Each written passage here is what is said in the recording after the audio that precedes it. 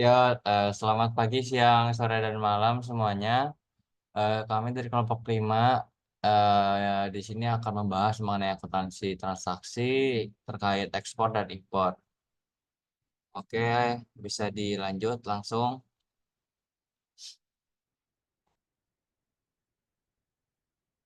Nah, di sini yang pertama itu terkait transaksi perdagangan luar negeri atau ekspor impor, yang lebih dikenal istilah ekspor impor. Itu pada hakikatnya adalah suatu transaksi di mana eh, yang dibuat secara sederhana dan tidak lebih dari membeli dan juga menjual barang antara pengusaha-pengusaha yang bertempat di negara-negara yang berbeda. Dan juga transaksi ekspor impor ini itu memiliki syarat sendiri yang patut dan harus dipatuhi oleh semua pelaksana kegiatan jual beli perdagangan di ekspor impor ini, di mana kegiatan ini itu juga bermanfaat bagi semua pelaksana langsung maupun masyarakat dan negara. Bahkan secara khusus, kegiatan ini juga memiliki lembaga yang membantu agar berjalan sesuai di mana mestinya. Namun, dalam pertukaran barang dan jasa yang menyeberangi laut dan darat, ini tuh tidak jarang timbul berbagai masalah yang kompleks antara pengusaha itu yang mempunyai bahasa, karena ada perbedaan bahasa antar negara, terus ada perbedaan budaya, ada perbedaan adat istiadat dan cara yang berbeda-beda dari masing-masing negara yang berbeda. Next.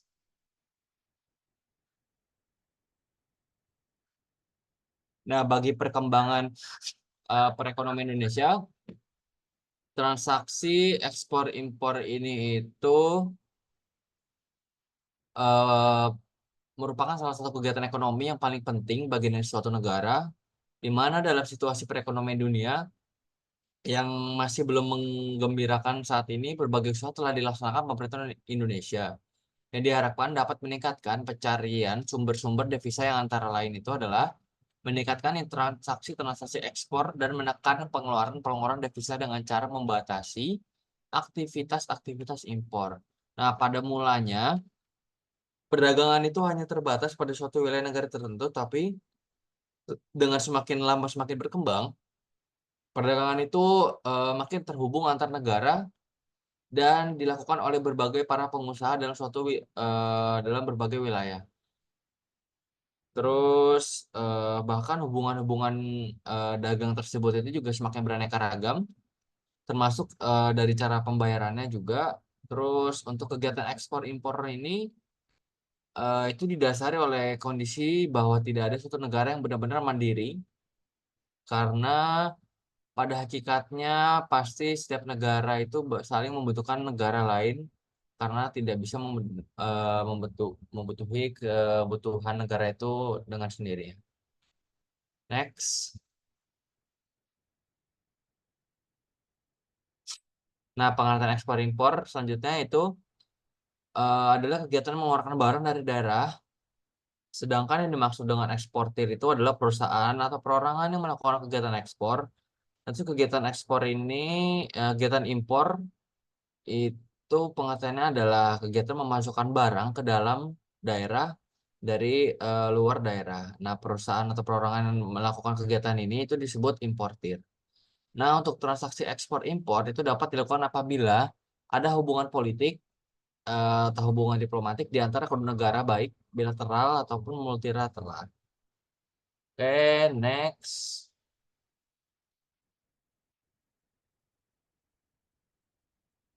Selanjutnya ada latar belakang kegiatan ekspor impor, di mana secara umum kegiatan ekspor impor terjadi karena adanya hal-hal berikut. Yang pertama ini perbedaan hasil produksi.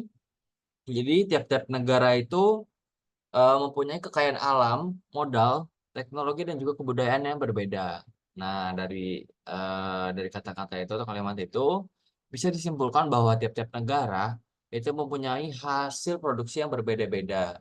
Ada negara yang dapat memproduksi suatu barang atau jasa yang melimpah, sementara ada negara yang kekurangan hasil produksi barang atau jasa tersebut, tetapi mereka tuh memiliki barang atau jasa lainnya. Contohnya, misalkan Indonesia banyak menghasilkan produksi pertanian, sedangkan Korea dan Jepang itu banyak menghasilkan barang-barang elektronik. Makanya ada di situ saling melengkapi dan saling membutuhkan. Next. Selanjutnya ada perbedaan harga barang, di mana harga suatu barang di tiap-tiap negara itu berbeda, dan perbedaan harga inilah yang mendorong adanya perdagangan internasional. Misalnya, harga komputer di Korsel itu dan di Jepang lebih murah daripada harga Indonesia. Dan ini juga dapat mendorong orang Indonesia membeli komputer tersebut di Korea atau Jepang untuk dijual di Indonesia.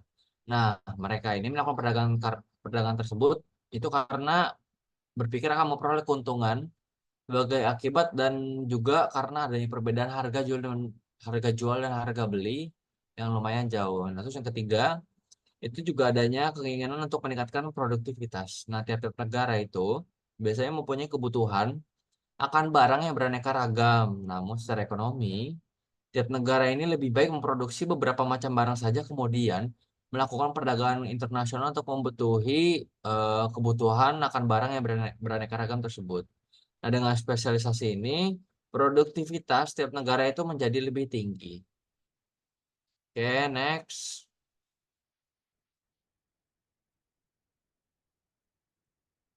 Selanjutnya, adapun latar belakang atau penyebab kegiatan impor di Indonesia, yang pertama itu ada high demand less supply, di mana permintaan tinggi tapi supply-nya rendah. Jadi sebagai contoh di sini, misalkan setiap tahunnya itu konsumsi beras di Indonesia mengalami kenaikan. Ini terjadi itu karena penduduk Indonesia semakin lama itu semakin bertambah dan juga masyarakat Indonesia masih menjadikan beras ini sebagai bahan makanan pokok utama dalam kebutuhan pangan sehari-hari. Nah, hal ini mendorong adanya kegiatan impor. Jika tidak mengimpor beras, maka akan terjadi kenaikan harga beras dalam negeri karena jumlah permintaan lebih tinggi dan persediaan beras itu yang ada itu lebih rendah dibandingkan jumlah permintaan. Nah, dengan adanya kegiatan impor ini dapat memenuhi kuota beras dalam negeri sehingga tidak terjadi inflasi pada harga beras. Terus yang kedua ini ada peralihan fungsi lahan, di mana peralihan fungsi lahan itu dapat menyebabkan produktivitas barang menurun. Contohnya ini banyak lahan pertanian yang dialihkan untuk sektor next. Untuk sektor bisnis yang lain itu seperti hunian, departemen store, dan lain sebagainya. Hal ini juga menurunkan produktivitas beras yang ada di Indonesia karena lahan-lahan pertanian tersebut diubah menjadi seperti tempat hunian dan juga departemen store dan lain sebagainya. Untuk yang ketiga itu ada faktor alam, di mana faktor alam yang tak menentu mempengaruhi produktivitas barang yang ada di dalam negeri. Contohnya, faktor alam yang tak menentu juga mempengaruhi produktivitas beras, hama yang menyerang, iklim yang tak menentu, dan berbagai faktor alam lainnya menentukan produktivitas beras di dalam negeri. Selanjutnya akan dijelaskan oleh rekan saya. Eh,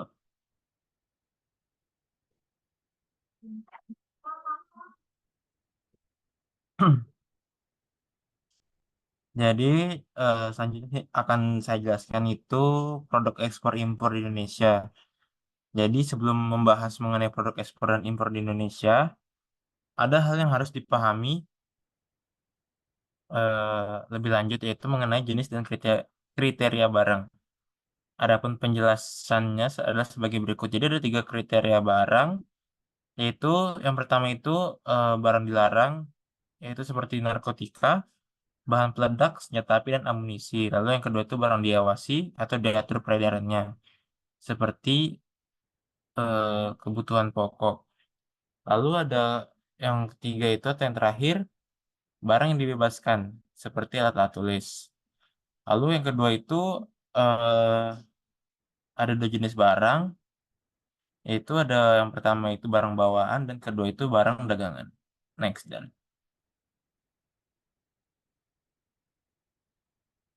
jadi secara umum produk ekspor impor itu dapat dibedakan menjadi dua.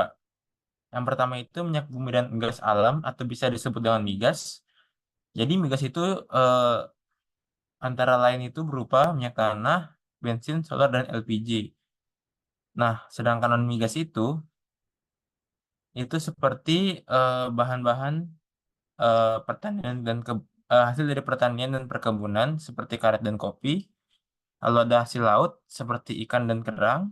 Lalu yang ketiga itu hasil industri seperti kayu lapis, minyak kelapa sawit, pupuk, kertas, dan bahan kimia. Next dan. Ah, lalu ada hasil tambang non migas. Itu ada eh, biji nikel, terus tembaga dan batu bara. Lalu selanjutnya ada produk ekspor impor yang berasal dari Indonesia. Jadi produk ekspor Indonesia itu meliputi hasil produk pertanian, hasil hutan, hasil perikanan, pertambangan, hasil industri dan begitupun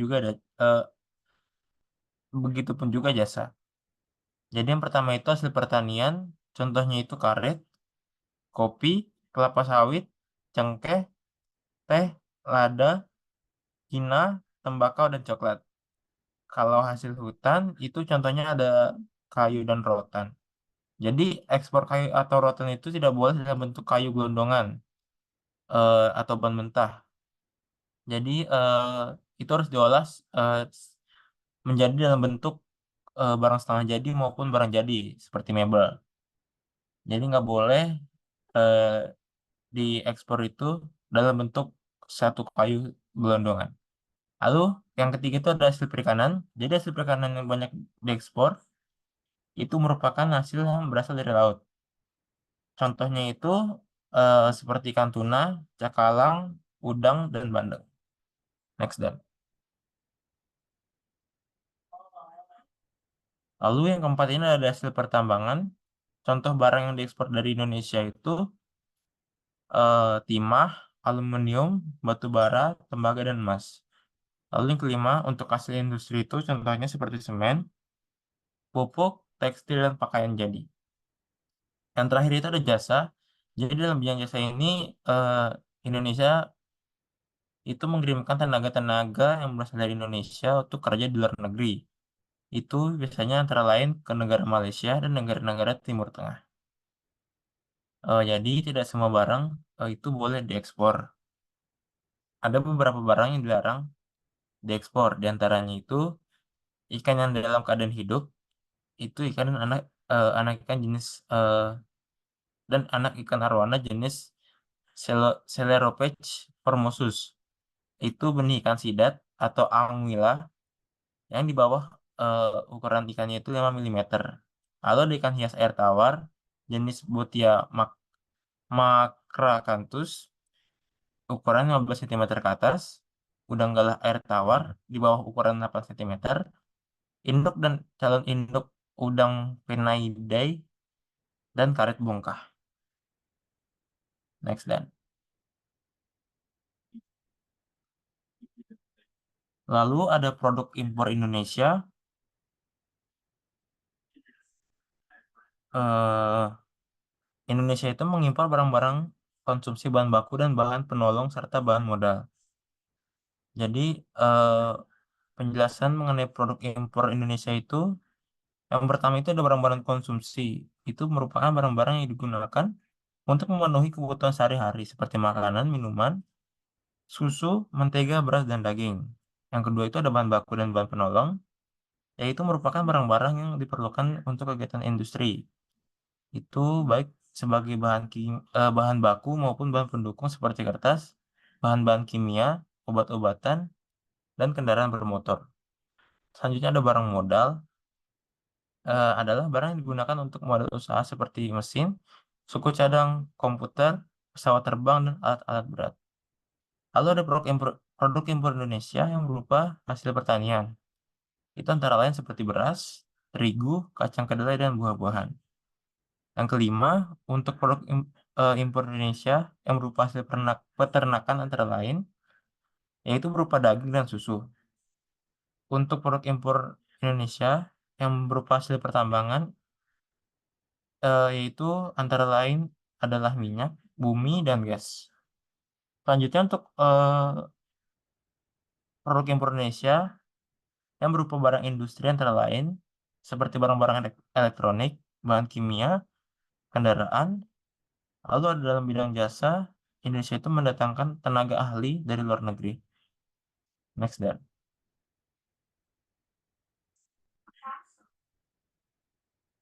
Nah, di sini ada cara pembayaran transaksi ekspor impor. Jadi, berdasarkan ketentuan pasal 3 eh, Peraturan Perundang-undangan Nomor 1 Tahun 1982, Menteri Perdagangan dan Koperasi Nomor 27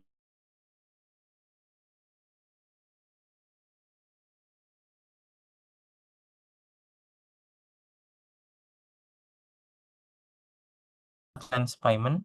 Yang kedua itu ada perhitungan kemudian atau open account. Lalu yang ketiga itu ada wesel atau collection draft.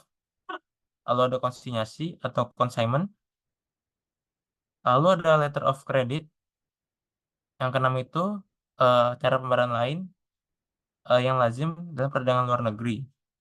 Jadi sesuai dengan kesepakatan antara penjual dan pembeli antar negara. Next, guys. Jadi di sini ada pun penjelasan mengenai cara pembayaran kegiatan ekspor impor sebagai berikut. Jadi advance payment itu bentuk pembayaran yang dilakukan oleh pembeli kepada penjual sebelum barang dikirim. Jadi bank tidak bertanggung jawab dalam transaksi ini, dan kan bank hanya diminta jasanya oleh pembeli kepada penjual.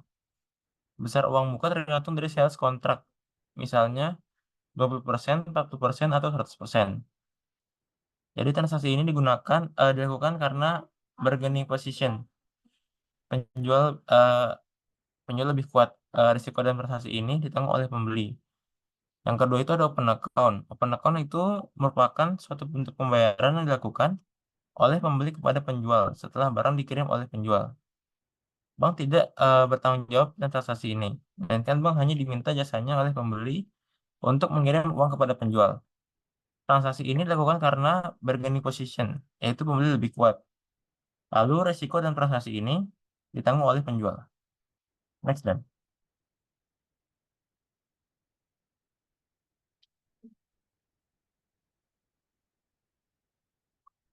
Lalu ada consignment.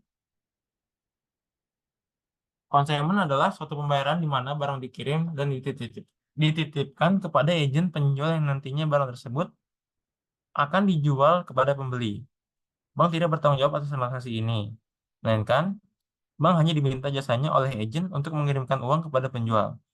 Jadi risiko dalam transaksi ini ditanggung oleh penjual, yaitu bila barang tidak laku eh, atau barang sudah laku dijual, namun uangnya tidak diserahkan kepada penjual.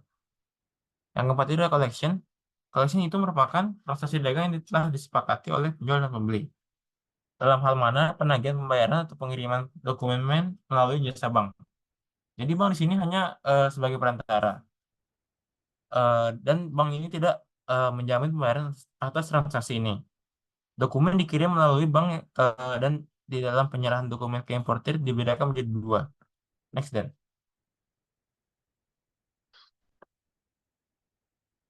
Ini dibedakan menjadi dua, yaitu ada dokumen against payment. Jadi dokumen against payment itu akan diserahkan ke importir bila importir telah melunasinya. Lalu yang kedua itu ada dokumen against acceptance, yaitu dokumen akan diserahkan ke importir bila importir telah melakukan akseptasi. Yang kelima itu adalah letter of credit. Letter of credit itu surat jaminan pembayaran dari opening bank kepada pihak eksportir selama eksportir menyerahkan dokumen sesuai dengan syarat dan kondisi letter of credit.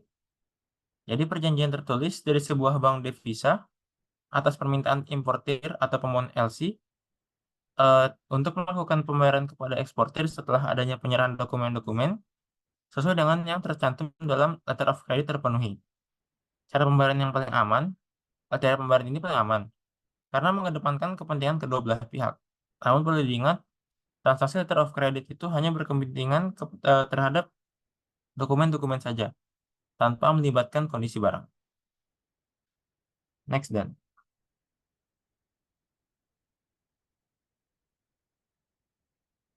Nah, cara pembayaran lain itu ada cara barter, yaitu pembayaran harga barang yang diimpor dibayar dengan barang yang diekspor yang nilainya sama. Yang kedua itu ada barter konsinyasi. Nilai barang ekspor mungkin lebih tinggi dari barang impor, sehingga selisihnya itu harus dibayarkan oleh importir dengan cara transfer. Yang ketiga itu advance payment per 100%. Jadi pembayaran di muka bukan dari seluruh barang yang diekspor, tetap 10,25 sampai dengan 95% dari harga barang yang diekspor. Sisanya ditagih dengan cara collection. Yang keempat itu adalah pembayaran secara tunai. Jadi pembayaran secara tunai atau cash itu eh, kepada eksportir dan biasanya pembeli menggunakan perwakilan agent atau agent di tempat eksportir. Lalu dengan demikian eksportir maupun importir yang akan melakukan transaksi perdagangan ekspor impor dalam melaksanakan pembayaran dapat memilih salah satu cara pembayaran yang ada yang dipandang sesuai dengan memberikan banyak prosedur ekspor. Selanjutnya akan dijelaskan oleh teman saya yaitu Dani.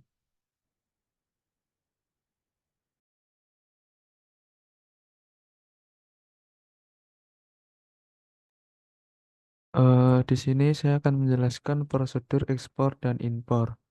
Nah, di sini prosedur ekspor yaitu untuk melakukan ekspor harus melalui urutan-urutan sebagai berikut. Yang pertama yaitu korespondensi, yaitu eksportir melakukan korespondensi dengan importir di luar negeri untuk menawarkan komoditas yang mau dijual. Yang B, pembuatan kontrak dagang setelah importir setuju dengan semuanya. Kondisi yang ditawarkan oleh eksportir kontrak dagang segera dibuat. Yang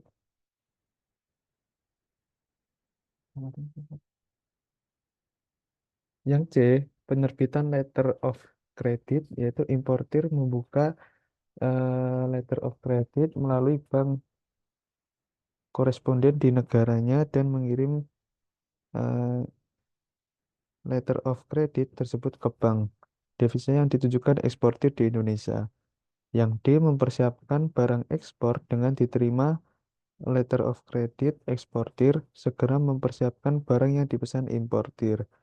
Yang E, mendaftarkan pemberitahuan ekspor barang atau PEB. Pendaftaran dilakukan ke bank devisa dengan melampirkan keterangan sanggup apabila barang ekspornya terkena pajak ekspor. Yang F, pemesanan ruang kapal dilakukan eksportir ke perusahaan pelayaran samudra atau perusahaan penerbangan.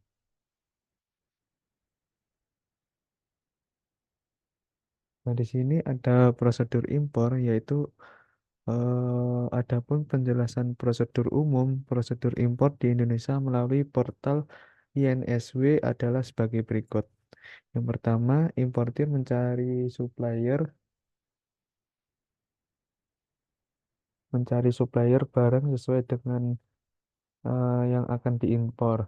Yang kedua, setelah terjadinya kesepakatan harga, importir membuka letter of credit di bank devisa dengan melampirkan PO mengenai barang-barang yang mau diimpor, kemudian antar bank ke bank luar negeri untuk menghubungi supplier dan terjadi perjanjian sesuai dengan perjanjian isi letter of credit yang disepakati kedua belah pihak.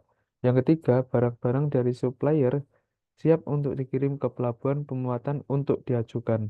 Yang keempat, supplier mengirim fax ke importir dokumen PL, PNL, inventory, packaging list, dan beberapa dokumen lain jika disyaratkan, atau sertifikat karantina, form, e-form, dan sebagai berikut. Yang kelima, original dokumen dikirim via bank atau original kedua ke importir. Selanjutnya, manfaat kegiatan ekspor dan impor.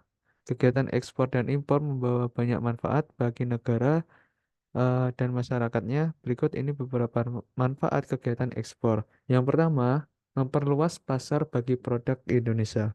Kegiatan ekspor merupakan salah satu cara memasarkan produk Indonesia ke luar negeri.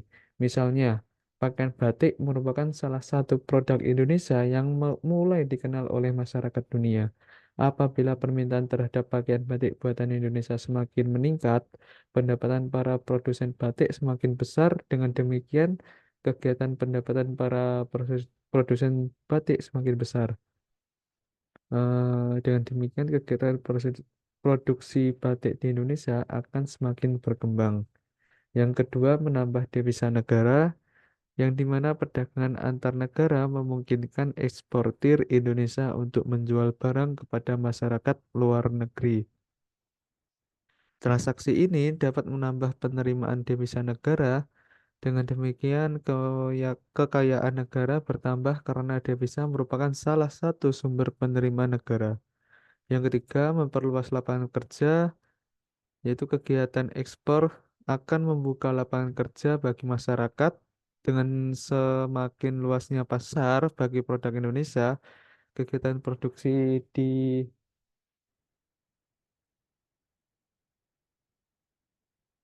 dimanapun, manfaat kegiatan impor adalah sebagai berikut. Yang pertama, memperoleh barang dan jasa yang tidak bisa dihasilkan. Setiap negara memiliki sumber daya alam dan kemampuan sumber daya manusia yang berbeda-beda.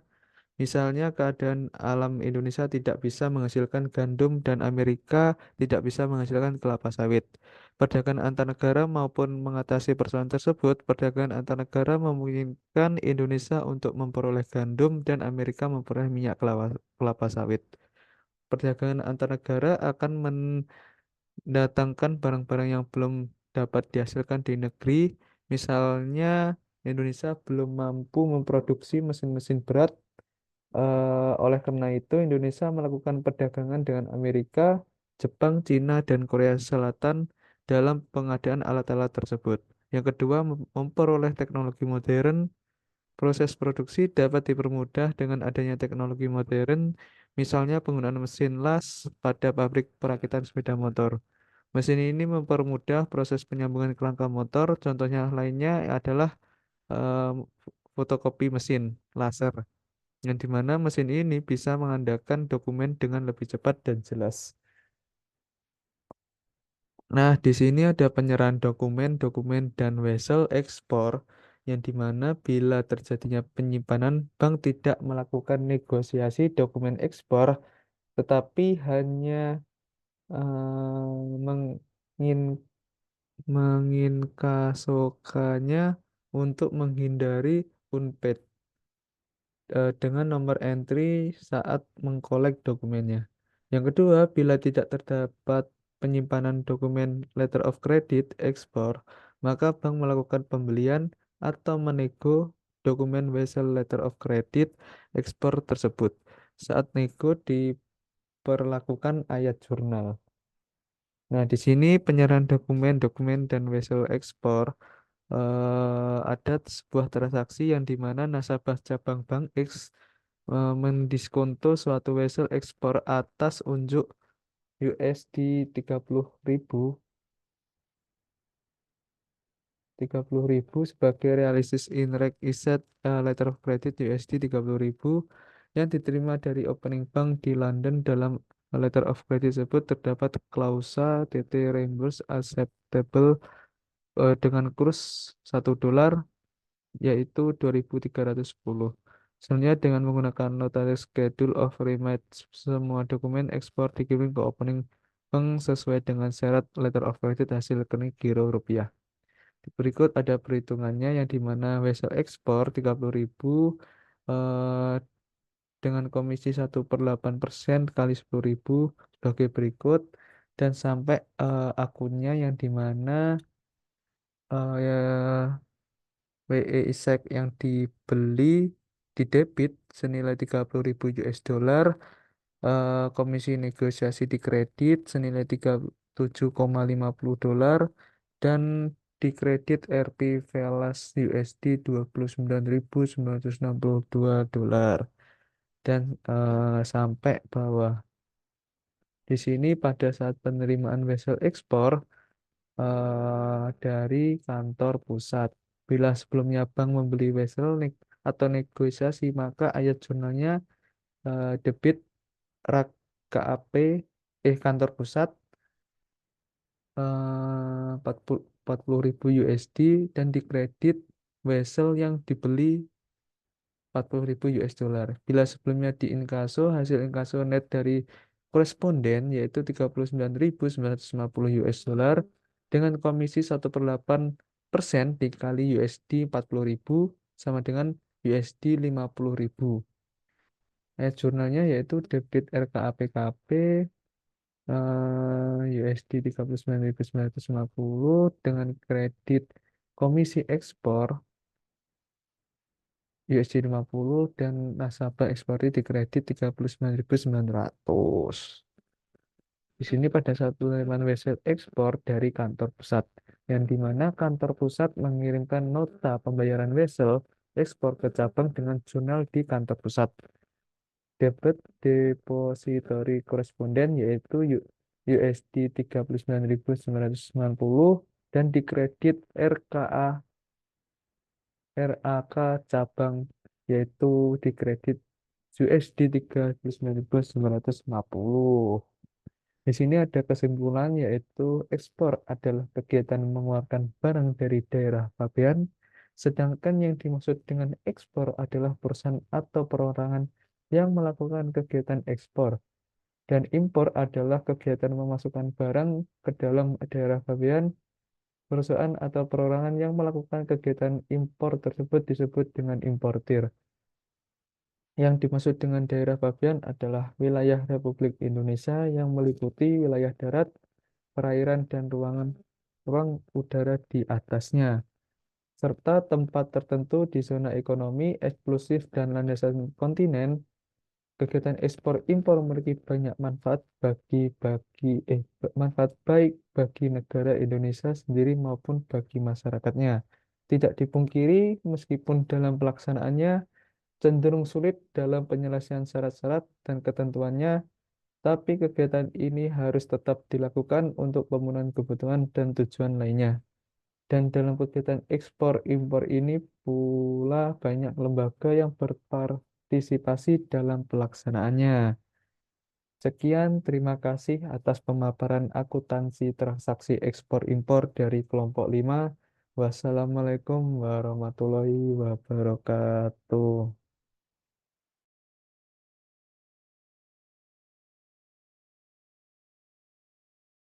minyak tanah, bensin, solar, dan LPG.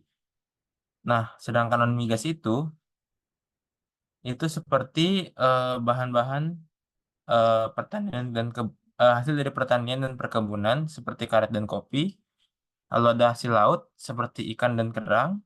Lalu yang ketiga itu hasil industri seperti kayu lapis, minyak kelapa sawit, pupuk, kertas, dan bahan kimia. Next dan. Ah, lalu ada hasil tambang non migas. Itu ada eh, biji nikel, terus tembaga dan batu bara. Lalu selanjutnya ada produk ekspor impor yang berasal dari Indonesia. Jadi produk ekspor Indonesia itu meliputi hasil produk pertanian, hasil hutan, hasil perikanan, pertambangan, hasil industri dan begitupun juga jasa. Jadi yang pertama itu hasil pertanian, contohnya itu karet, kopi, kelapa sawit, cengkeh, teh, lada, hina, tembakau dan coklat. Kalau hasil hutan itu contohnya ada kayu dan rotan. Jadi ekspor kayu atau rotan itu tidak boleh dalam bentuk kayu gelondongan atau bahan mentah.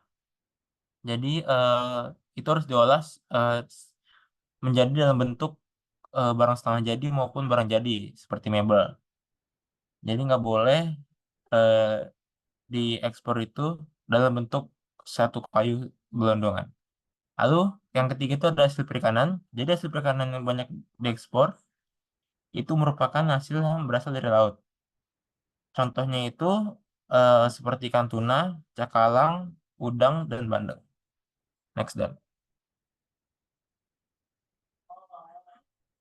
Lalu yang keempat ini ada hasil pertambangan.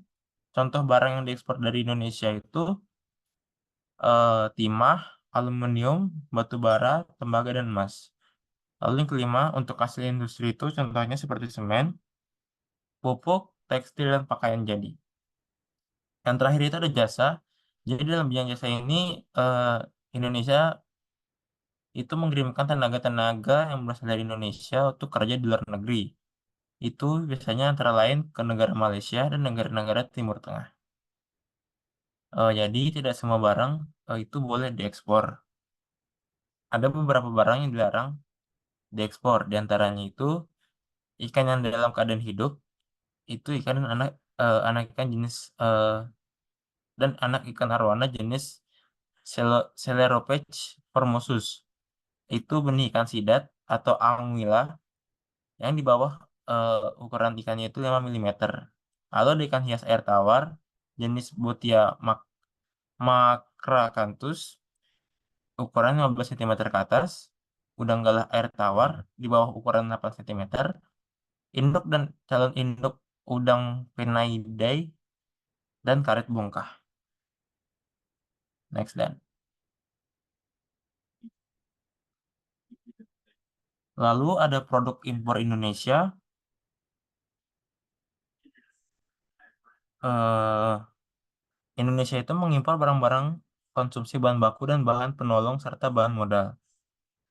Jadi eh, penjelasan mengenai produk impor Indonesia itu yang pertama itu ada barang-barang konsumsi. Itu merupakan barang-barang yang digunakan untuk memenuhi kebutuhan sehari-hari seperti makanan, minuman, susu, mentega, beras, dan daging. Yang kedua itu ada bahan baku dan bahan penolong, yaitu merupakan barang-barang yang diperlukan untuk kegiatan industri. Itu baik sebagai bahan baku maupun bahan pendukung seperti kertas, bahan-bahan kimia, obat-obatan, dan kendaraan bermotor. Selanjutnya ada barang modal, adalah barang yang digunakan untuk modal usaha seperti mesin, suku cadang, komputer, pesawat terbang, dan alat-alat berat. Lalu ada produk impor Indonesia yang berupa hasil pertanian. Itu antara lain seperti beras, terigu, kacang kedelai, dan buah-buahan. Yang kelima, untuk produk impor Indonesia yang berupa hasil peternakan antara lain, yaitu berupa daging dan susu.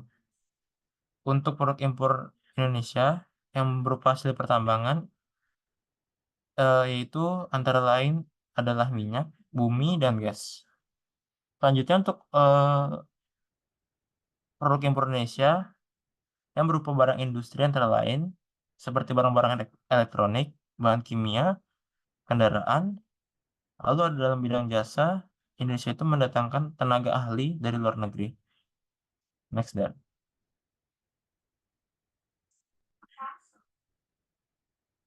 Nah, di sini ada cara pembayaran transaksi ekspor impor. Jadi, berdasarkan ketentuan pasal 3 eh, Peraturan Perundang-undangan Nomor 1 Tahun 1982, Menteri Perdagangan dan Koperasi Nomor 27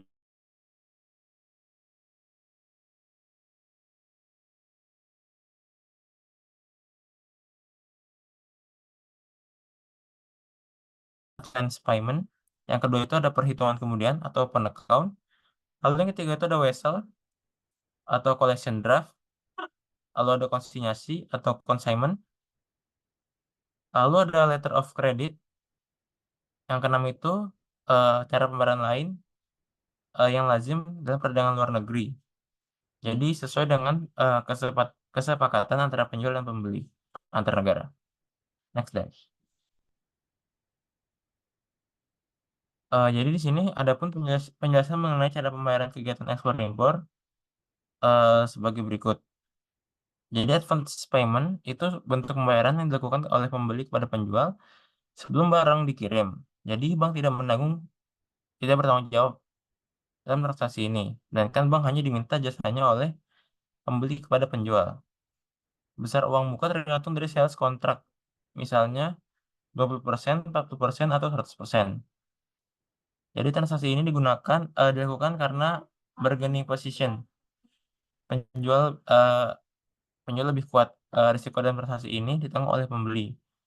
Yang kedua itu ada open account. Open account itu merupakan suatu bentuk pembayaran yang dilakukan oleh pembeli kepada penjual setelah barang dikirim oleh penjual. Bank tidak bertanggung jawab dan transaksi ini. Dan kan bank hanya diminta jasanya oleh pembeli untuk mengirim uang kepada penjual. Transaksi ini dilakukan karena bargaining position, yaitu pembeli lebih kuat. Lalu resiko dan transaksi ini ditanggung oleh penjual. Next dan.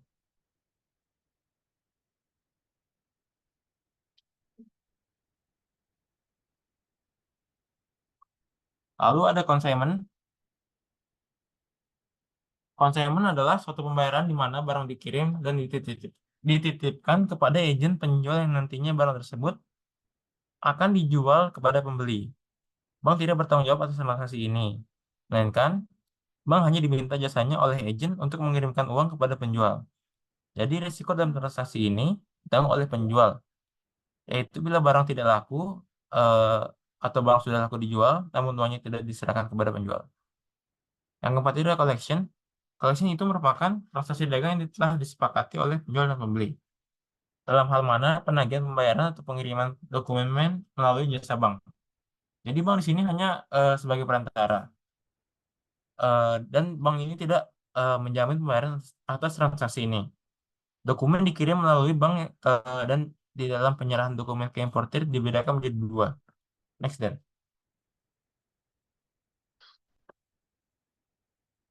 Ini dibedakan menjadi dua, yaitu ada dokumen against payment. Jadi dokumen against payment itu akan diserahkan ke importir bila importir telah melunasinya. Lalu yang kedua itu ada dokumen against acceptance, yaitu dokumen akan diserahkan ke importir bila importir telah melakukan akseptasi. Yang kelima itu ada letter of credit. Letter of credit itu surat jaminan pembayaran dari opening bank kepada pihak eksportir selama eksportir menyerahkan dokumen sesuai dengan syarat dan kondisi letter of credit. Jadi perjanjian tertulis dari sebuah bank devisa atas permintaan importir atau pemohon LC untuk melakukan pembayaran kepada eksportir setelah adanya penyerahan dokumen-dokumen sesuai dengan yang tercantum dalam letter of credit terpenuhi. Cara pembayaran yang paling aman, cara pembayaran ini paling aman karena mengedepankan kepentingan kedua belah pihak. Namun perlu diingat, transaksi letter of credit itu hanya berkepentingan terhadap dokumen-dokumen saja, tanpa melibatkan kondisi barang. Next then.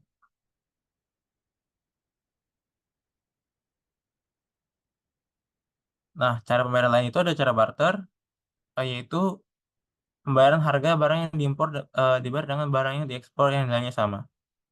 Yang kedua itu ada barter konsinyasi, nilai barang ekspor mungkin lebih tinggi dari barang impor, sehingga selisihnya itu harus dibayarkan oleh importir dengan cara transfer. Yang ketiga itu ada advance payment per 100%, jadi pembayaran di muka bukan dari seluruh barang yang diekspor, tetap 10,25 sampai dengan 95% dari harga barang yang diekspor. Sisanya ditagih dengan cara collection. Yang keempat itu adalah pembayaran secara tunai. Jadi pembayaran secara tunai atau cash itu eh, kepada eksportir dan biasanya pembeli menggunakan perwakilan agen atau agen di tempat eksportir. Lalu dengan demikian eksportir maupun importir yang akan melakukan transaksi perdagangan ekspor impor dalam melaksanakan pembayaran dapat memilih salah satu cara pembayaran yang ada yang dipandang sesuai dengan memberikan banyak prosedur ekspor. Selanjutnya akan dijelaskan oleh teman saya yaitu Dani.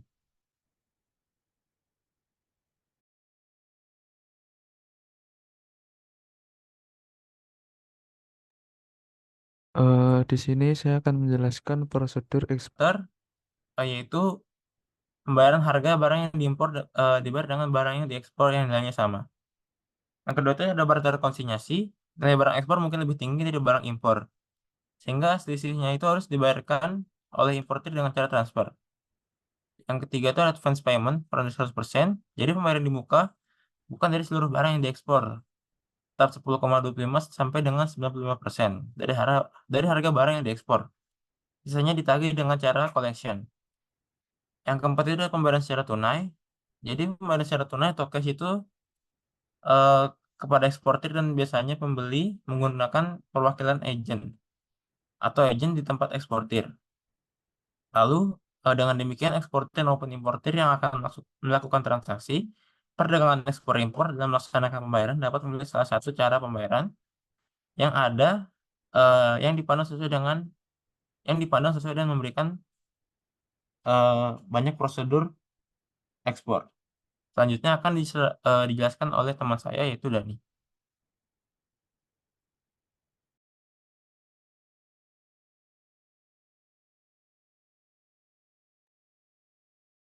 Di sini saya akan menjelaskan prosedur ekspor dan impor.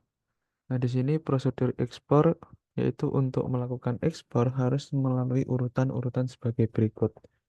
Yang pertama yaitu korespondensi, yaitu eksportir melakukan korespondensi dengan importir di luar negeri untuk menawarkan komoditas yang mau dijual. Yang B, pembuatan kontrak dagang setelah importir setuju dengan semuanya. Kondisi yang ditawarkan oleh eksportir kontrak dagang segera dibuat. Yang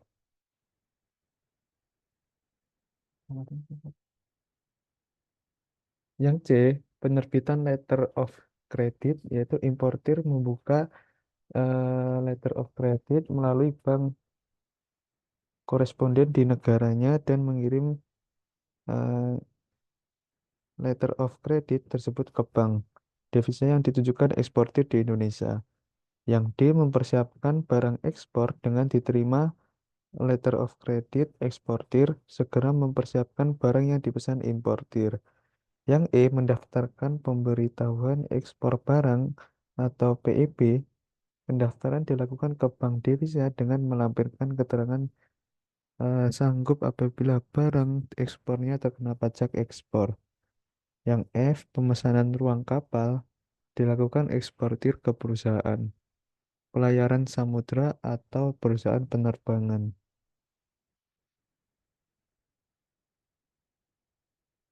Nah, di sini ada prosedur impor, yaitu adapun penjelasan prosedur umum prosedur impor di Indonesia melalui portal INSW adalah sebagai berikut.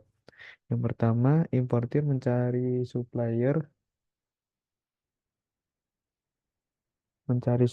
barang sesuai dengan yang akan diimpor. Yang kedua, setelah terjadinya kesepakatan harga, importir membuka letter of credit di bank devisa dengan melampirkan PO mengenai barang-barang yang mau diimpor, kemudian antar bank ke bank luar negeri untuk menghubungi supplier dan terjadi perjanjian sesuai dengan perjanjian isi letter of credit yang disepakati kedua belah pihak.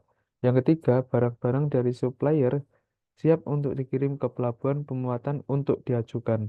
Yang keempat, supplier mengirim fax ke importir dokumen PL, PNL, inventory, packaging list, dan beberapa dokumen lain jika disyaratkan, atau sertifikat karantina, form, e-form, dan sebagai berikut.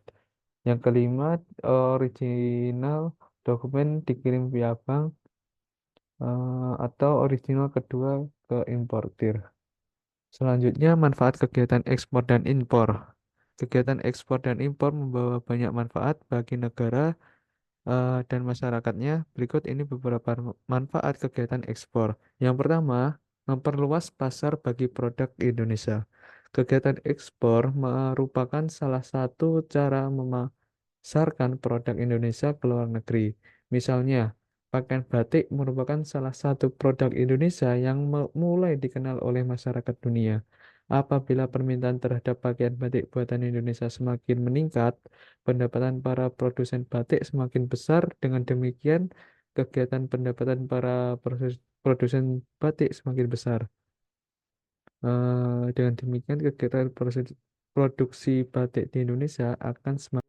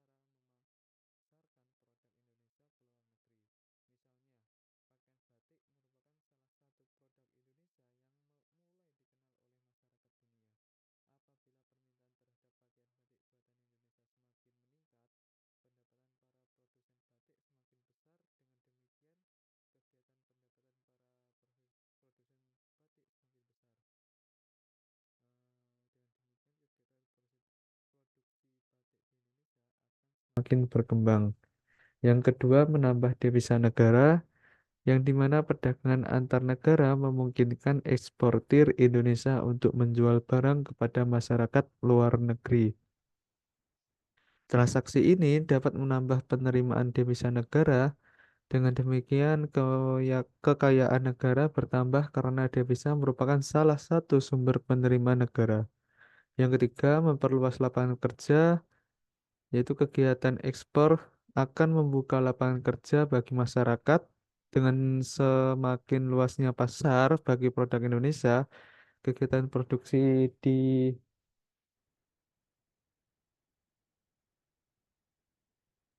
dimanapun, manfaat kegiatan impor adalah sebagai berikut. Yang pertama, memperoleh barang dan jasa yang tidak bisa dihasilkan. Setiap negara memiliki sumber daya alam dan kemampuan sumber daya manusia yang berbeda-beda. Misalnya, keadaan alam Indonesia tidak bisa menghasilkan gandum dan Amerika tidak bisa menghasilkan kelapa sawit. Perdagangan antar negara maupun mengatasi persoalan tersebut, perdagangan antar negara memungkinkan Indonesia untuk memperoleh gandum dan Amerika memperoleh minyak kelapa sawit. Perdagangan antar negara akan mendatangkan barang-barang yang belum dapat dihasilkan di negeri. Misalnya, Indonesia belum mampu memproduksi mesin-mesin berat. Oleh karena itu, Indonesia melakukan perdagangan dengan Amerika, Jepang, Cina, dan Korea Selatan dalam pengadaan alat-alat tersebut. Yang kedua, memperoleh teknologi modern. Proses produksi dapat dipermudah dengan adanya teknologi modern, misalnya penggunaan mesin las pada pabrik perakitan sepeda motor. Mesin ini mempermudah proses penyambungan kerangka motor. Contohnya lainnya adalah em, fotokopi mesin laser, yang dimana mesin ini bisa mengandalkan dokumen dengan lebih cepat dan jelas. Nah, di sini ada penyerahan dokumen, dan wesel ekspor, yang dimana bila terjadinya penyimpanan, bank tidak melakukan negosiasi dokumen ekspor, tetapi hanya mengin menginkasokannya untuk menghindari unpaid dengan nomor entry saat mengkolek dokumennya. Yang kedua, bila tidak terdapat penyimpanan dokumen letter of credit ekspor, maka bank melakukan pembelian atau menego dokumen vessel letter of credit ekspor tersebut. Saat nego diperlakukan ayat jurnal. Nah, di sini penyerahan dokumen, dan vessel ekspor, ada sebuah transaksi yang dimana nasabah cabang bank X mendiskonto suatu vessel ekspor atas unjuk USD 30.000 sebagai realistis in reg issued letter of credit USD 30.000 yang diterima dari opening bank di London. Dalam letter of credit tersebut terdapat klausa TT reimburse acceptable dengan kurs $1, yaitu 2.310. Selanjutnya, dengan menggunakan notaris schedule of remitch, semua dokumen ekspor dikirim ke opening bank sesuai dengan syarat letter of credit hasil rekening giro rupiah. Berikut ada perhitungannya, yang dimana vessel ekspor 30.000 eh, dengan komisi 1/8% kali 10.000 sebagai berikut, dan sampai akunnya yang dimana ya WE ISEC yang dibeli di debit senilai 30.000 US dollar, komisi negosiasi di kredit senilai 37,50 dolar, dan di kredit RP Velas USD 29.962 dolar. Dan sampai bawah. Di sini pada saat penerimaan vessel ekspor dari kantor pusat. Bila sebelumnya bank membeli vessel atau negosiasi, maka ayat jurnalnya debit rak KAP kantor pusat 40.000 USD, dan dikredit vessel yang dibeli 40.000 US dollar. Bila sebelumnya di inkaso, hasil inkaso net dari koresponden yaitu 39.950 US dollar dengan komisi 1/8% dikali USD 40.000 sama dengan USD 50.000. Jurnalnya yaitu debit RKAPKP USD 39.950 dengan kredit komisi ekspor USD 50 dan nasabah ekspornya dikredit 39.900. Di sini pada satu lembar website ekspor dari kantor pusat, yang dimana kantor pusat mengirimkan nota pembayaran wesel ekspor ke cabang dengan jurnal di kantor pusat. Debit depository koresponden yaitu USD 39.990 dan dikredit RAK cabang yaitu dikredit USD 39.950. Di sini ada kesimpulan yaitu ekspor adalah kegiatan mengeluarkan barang dari daerah pabean, sedangkan yang dimaksud dengan ekspor adalah perusahaan atau perorangan yang melakukan kegiatan ekspor. Dan impor adalah kegiatan memasukkan barang ke dalam daerah pabean. Perusahaan atau perorangan yang melakukan kegiatan impor tersebut disebut dengan importir. Yang dimaksud dengan daerah pabean adalah wilayah Republik Indonesia yang meliputi wilayah darat, perairan, dan ruang udara di atasnya, serta tempat tertentu di zona ekonomi eksklusif dan landasan kontinen. Kegiatan ekspor impor memiliki banyak manfaat baik bagi negara Indonesia sendiri maupun bagi masyarakatnya. Tidak dipungkiri, meskipun dalam pelaksanaannya cenderung sulit dalam penyelesaian syarat-syarat dan ketentuannya, tapi kegiatan ini harus tetap dilakukan untuk pemenuhan kebutuhan dan tujuan lainnya. Dan dalam kegiatan ekspor impor ini pula banyak lembaga yang berpartisipasi dalam pelaksanaannya. Sekian, terima kasih atas pemaparan akuntansi transaksi ekspor impor dari kelompok 5. Wassalamualaikum warahmatullahi wabarakatuh.